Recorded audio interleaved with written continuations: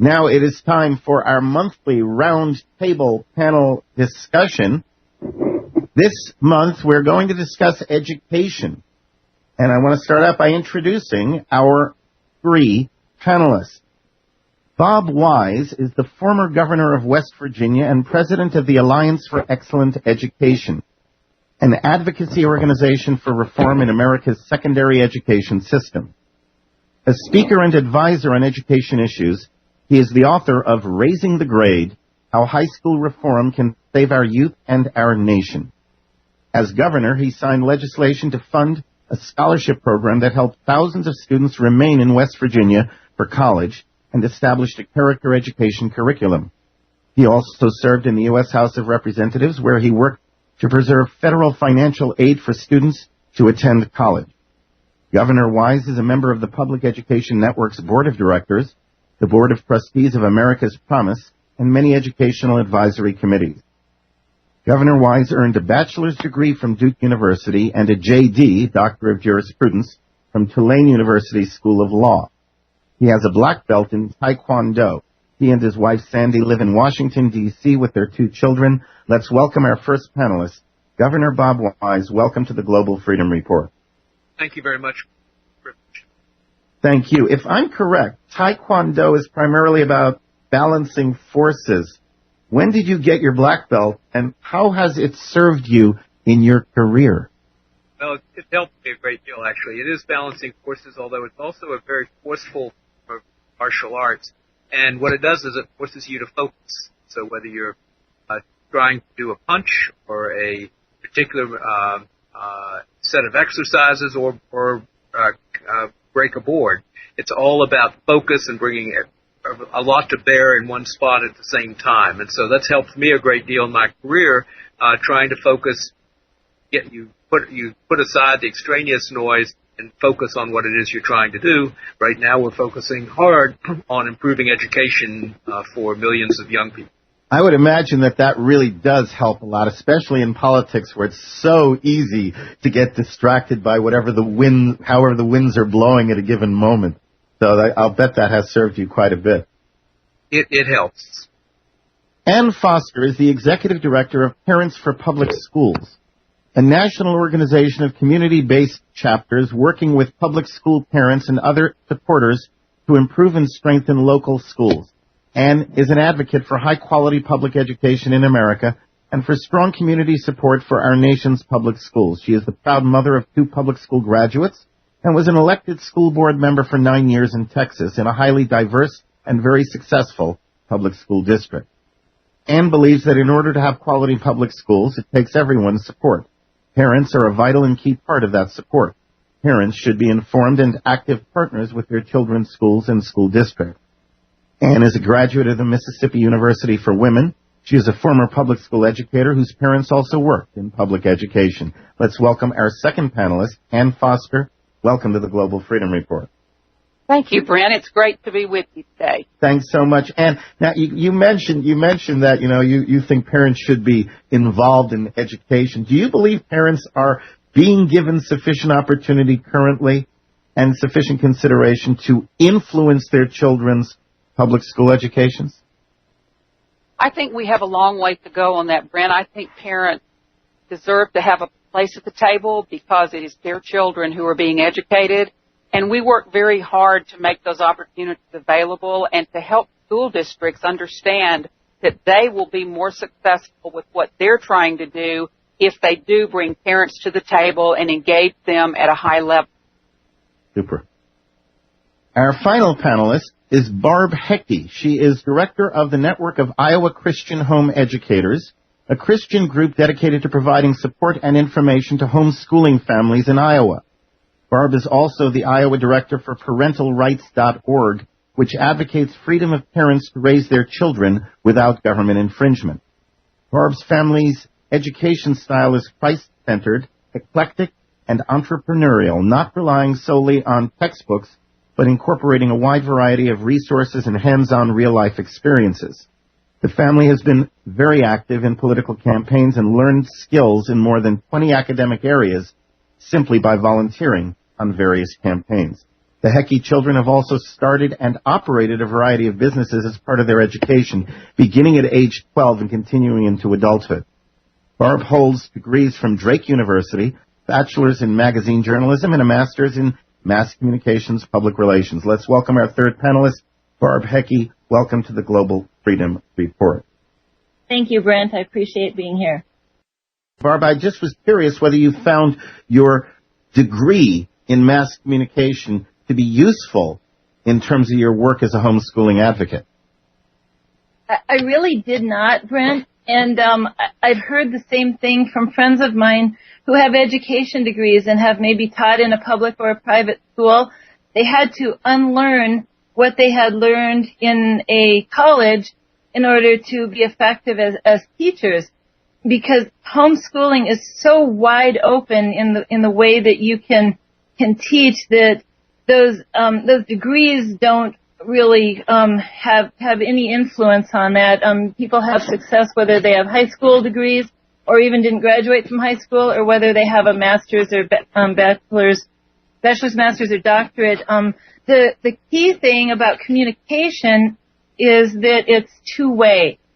And I think in a home education environment, you have the opportunity to have two-way communication. You can use a Socratic method, and you can ask them questions and help your children discover the answers, so that it isn't just shoveling information into them and testing them on it. It's a back and forth conversation, and you actually know from moment to moment if your children are understanding something, and then if they didn't, you try a new method of explaining it or helping them to learn it. So I think communication is important, but the degree in communication it isn't. Excellent. Okay. Well, no, that's very interesting. Thank you. So welcome to all three panelists. It's a pleasure to have you with us. And what we're going to be doing is one of the few things upon which almost everyone agrees, and there isn't a lot, is that a good education is important in life. However, there are countless differences in attitude, approach, and philosophy when it comes to what constitutes a good education. Today, we hope to explore not only the question, but also how we might transform our current education system into something better. And what I'd like to do is start out with a basic frame of reference. And I'm going to ask all three of you the same thing, starting with Governor Wise. What is the proper purpose of an education? I believe an education is to prepare a person to function well, modern economy, and particularly be able to not only have academic knowledge or basic content knowledge, but also to be able to think creatively, think critically, to be able to communicate with others, be able to work with others, and do self-reflection and be able to help pace themselves. So that's the broad notion of an education. As I say, a practical application as well, be able to function well in modern and increasingly complex economy. All right. Ann Foster, what is the proper purpose of an education?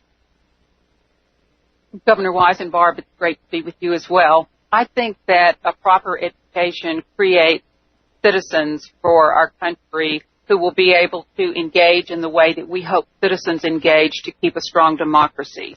I think that does include critical thinking very much, as Governor Wise said, and I think this has to come out of our schools. We have to teach information, but we also have to teach kids how to think and how to learn and how to continue learning throughout their lives. And I think this is what helps them engage as citizens. It helps them be part of a workforce that we want to see. It sends them to the polls to vote.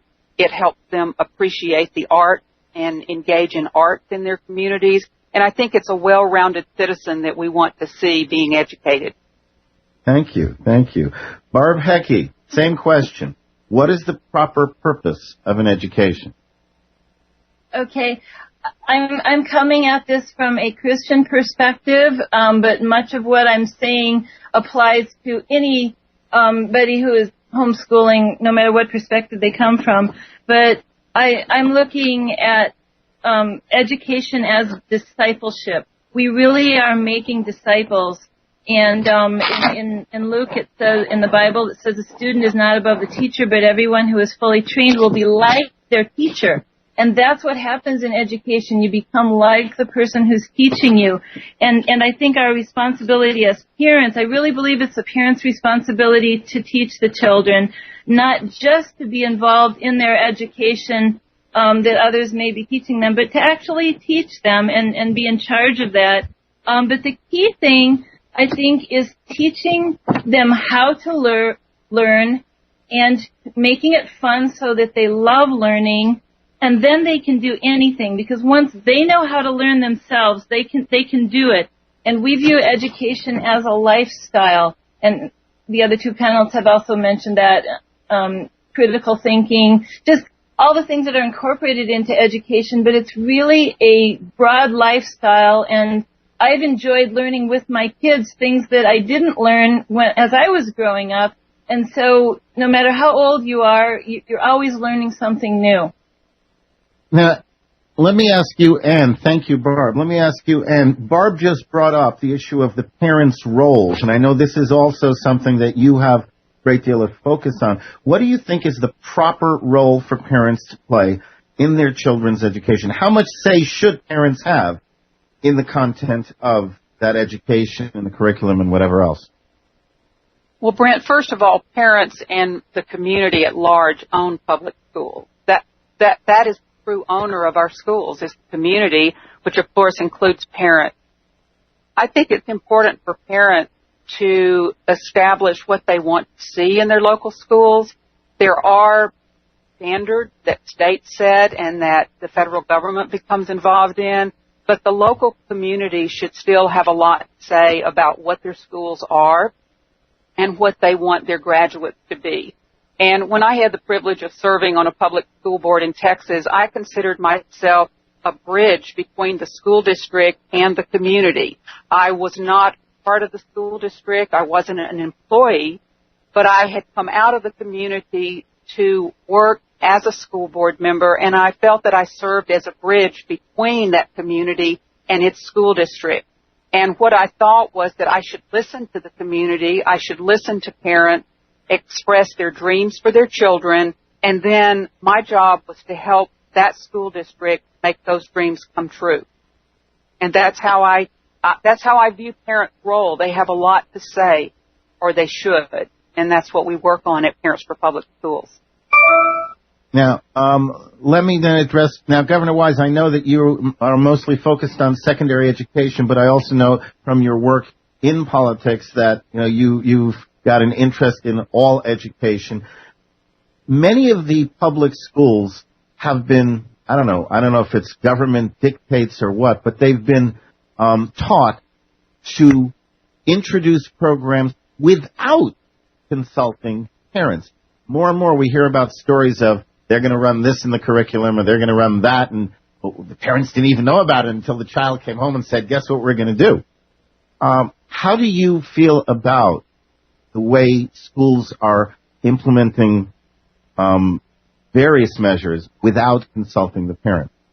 I think it's like anything else in life, and that best process is to get many people involved as possible, and of course parents are critical to this. I thank you. You're right. My organization does focus on secondary schools, but I believe that education is a continuum. It starts in earliest years and goes all the way through. It's both an informal process, that which we learn at home, that which we learn from our friends, our neighbors in our community, and that which we learn in a place called school, whether it's a home school, whether it's a public school, a charter, or wherever it might be. And it's a lifelong process, and it's not just about education from a feel-good standpoint of it's good for every child to have an education. Increasingly we know that education is vitally necessary for people to be able to make it in today's society and for our own national economy. In terms of parent involvement, I think that parents, one of the problems in our school systems is we don't have adequate parent involvement. I think there's some cases I've seen where schools discourage parent involvement, and you do so at your peril, because then you don't have the necessary support for the initiatives that you may think as educators are important, where you have parent involvement.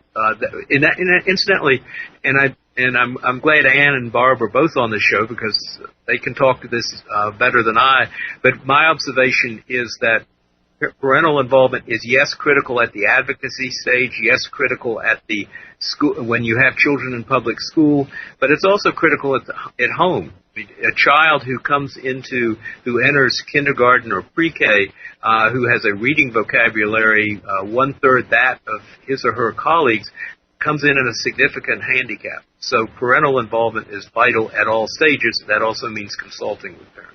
Now, you've just raised an issue, and I'd like to have you actually address it. The American education system, I hate to say it, has devolved from one of the best to among the worst in the developed world. Yet U.S. students are still taught they're among the smartest in the world. Now, I'm not sure, but on some level it seems like that would remove the incentive for them to become better educated. What is your honest opinion of the current education system in the United States, and what would you do to fix or improve it, both for the immediate future and the long term? Let's say we make you education god for a day. Well, I'll just take czar, thank you. Having just returned from Singapore, which is considered one of the world's highest performers, and having just returned from Ontario, culture much like ours, is also significantly performing better than the U.S. I would note this: we have some of the best education and some of the best students in the world, and so we have areas where we're doing things right, but we also have, unfortunately, on a more too consistent a basis, we also have mediocre education, and then we have some bad education. We have, for instance, 10% of our high schools produce, I believe it is somewhere close to 40 to 45% of all dropouts in this country. So we know where there are pockets that we need to work on. In terms of what I would do is I would, first of all, make the goal that we significantly increase our college and career-ready numbers. We've dropped from being number 1 or 2 in the world in terms of students getting some kind of post-secondary education and getting a degree to, we're now, I believe, 13th. I would make sure that that we have high standards, but that we also provide the flexibility for teachers and educators to respond to individual students' learning needs. You learn one way, I learn another. We have to give the teacher the tools and the ability and the flexibility to be able to address that. And the third is, and I'll be interested to see if this can spark some interest, is I would look at seeing how we can bring innovation and specifically effective, and I underscore the word effective, use of technology to education. Education is dragged behind other industrial sectors, and so the ability to bring the best quality information and content into any classroom or into any home or into any other learning environment. And also with a lot of the technology that's been developed that helps teachers identifies individual students' learning needs, we need to be rapidly ramping that up so that we can take advantage of those opportunities. Now, and I would presume, though maybe I shouldn't presume, I shouldn't put words in your mouth, but when you say that you'd like to increase the numbers that are getting into higher education, I would presume it's not about the quantity, though, the quality, because it's always easy to get more numbers into higher education. Just lower the standards for high school graduation. No. We can get everybody in if you take kids who even drop out. Exactly. To give you an example, China in 10 years is going to have 4.5 million college degrees graduating. We only at this point have about 1.2 million, and we're only going to be up to about 1.5. I don't worry that China is going to have far more than ours. I worry about quality of our degrees, because if we have the highest quality, then everything else will take care of itself. That's what I was presuming that, exactly. Barb, let me ask you now, your honest opinion of the current education system in the U.S., and what would you do to fix or improve it? And that's both immediate and long term. Okay, I think it's pretty evident. I think we all know that the education system has just totally devolved. Kids are graduating from high school not knowing how to read, not being literate. If you look back 100 years ago, 200 years ago, you've got kids who knew Latin. I mean, everybody did. They knew Latin before they graduated from high school. That was a prerequisite to get into major universities like Harvard and Yale. We've poured so much money into it increasingly, and nothing has changed. That, you know, they say the definition of insanity is doing the same thing over and over and expecting a different result. So I think there are several ways we actually could get a different result, and it would take a lot less money. We found out through figures in Iowa, in looking at the education system, the amount of money that is saved by homeschooling is like we save $1 million for every 172 students that we take that come out of the public school system and start homeschooling. $1 million. You multiply that across the nation, it would be absolutely amazing. Number one, what I would do is just encourage people to home educate their own kids. There are millions of parents that are doing that, and they have all levels of education, and they are successfully homeschooling their kids. And colleges are courting homeschooled students right now because of the high academics. They graduate early. They're good students. They're good citizens. So I think I would just wildly encourage homeschooling across the board. There's conferences in every state that can show people how they can do it. And then, secondly, I realize that, you know, not everybody is going to be able to. I really think that 90% of the people that think they can't home educate really can. But there are going to be cases where you have parents who just don't care. Their kids are on the street.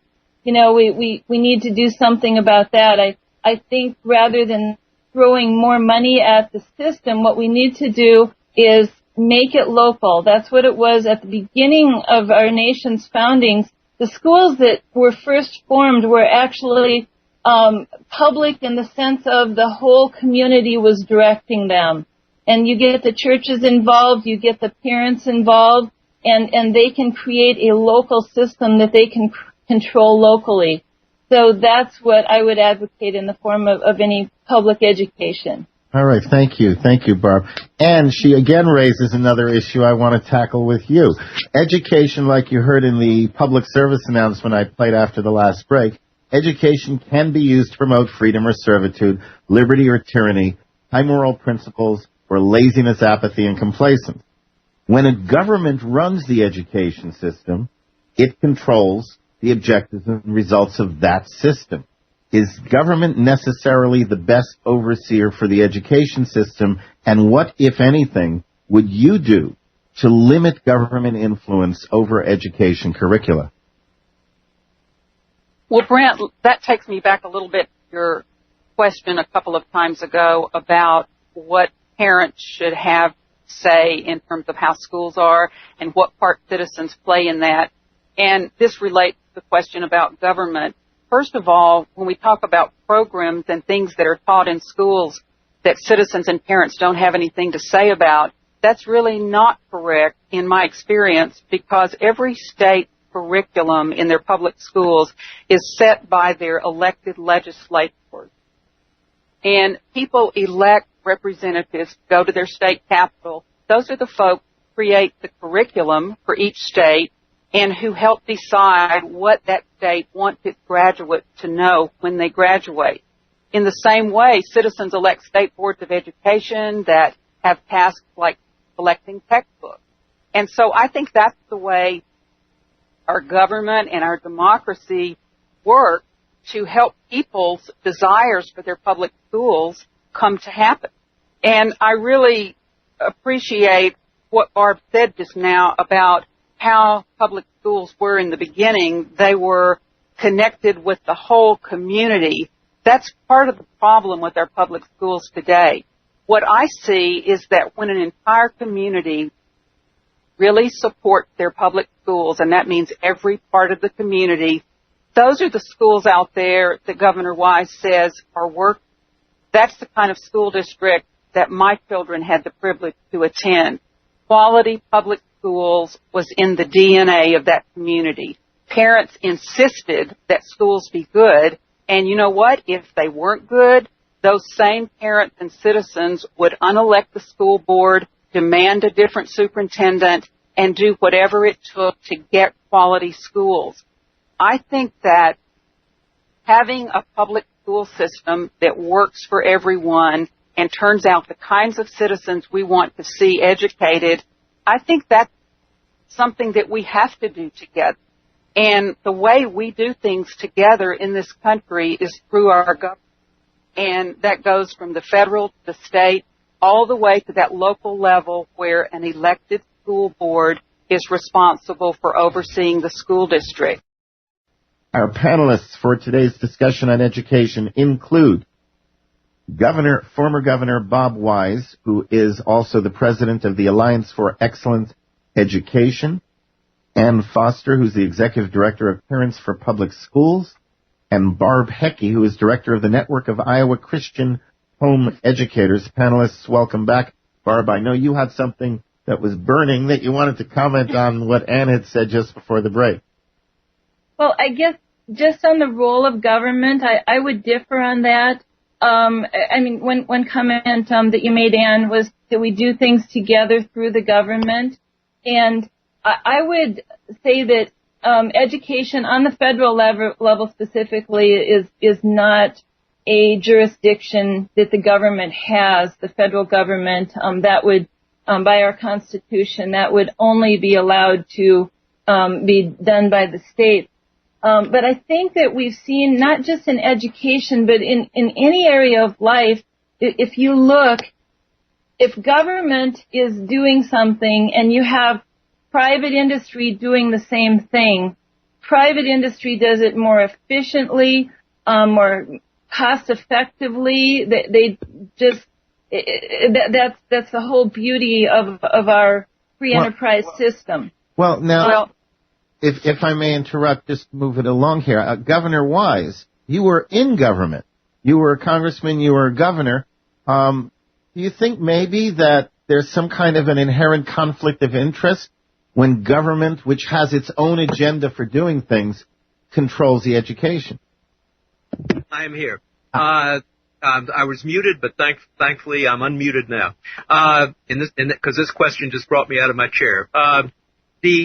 Ann started us, and I think to point out that, and I take your point, Brent, that we're a republic, not a democracy, but it's in a small d democracy, you vote for your elected officials.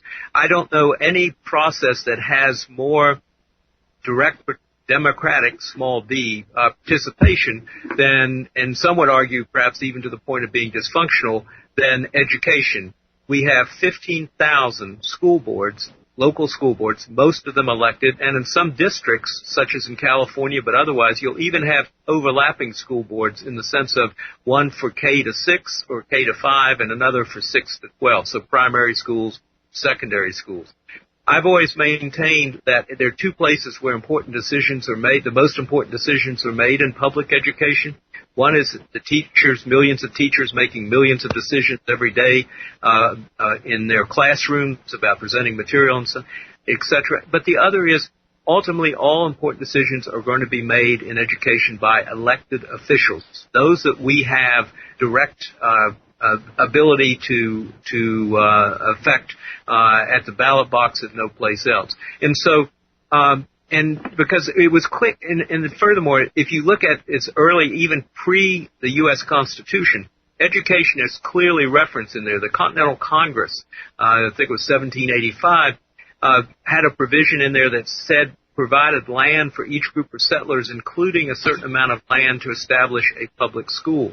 Where each group of Conestoga wagons stopped, that's where you built two things, a church and a one-room schoolhouse. And then you elected a board of a district, a board to govern it, and you found somebody who had the most education to move you forward. And so I think that, so I just want to sense that public education is a much diffused process. It is a recognition by the public that there is an inherent value in it.